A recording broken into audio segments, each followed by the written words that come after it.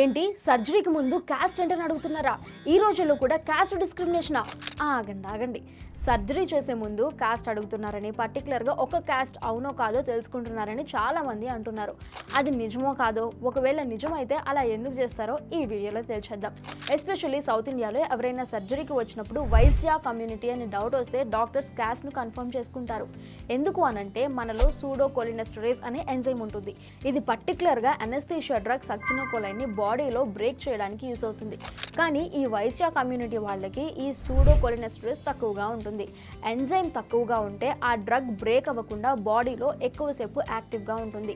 దానివల్ల పేషెంట్ చాలా టైం అన్కాన్షియస్గా ఉండిపోయే ప్రమాదం ఉంది. ఇది కొన్ని రోజులు, నెలలకు కూడా వెళ్ళొచ్చు. అందుకే వైశ్య కమ్యూనిటీ అయితే వాళ్లకు ఆల్టర్నేటివ్ మజిల్ రిలాక్సెన్స్ ఇస్తారు. వైశ్య కమ్యూనిటీలోనే ఎందుకు ఇలా జరుగుతుంది అనే దానికి చాలా రీజన్స్ చెప్తారు. అండ్ మెయిన్గా దీనికి క్లోజ్ రిలేటివ్స్లో మ్యారేజెస్ను బ్లేమ్ చేస్తారు. ఏదేమైనా ఈ కాస్ట్ అడగడం అనేది ఈ రోజుల్లో పెద్దగా జరగట్లేదు. ప్రీ అనెస్థీషియా చెకప్లో సూడోకోలినెస్టరేజ్ డెఫిషియన్సీ ఉందా లేదా అనేది డిటెక్ట్ చేస్తున్నారు.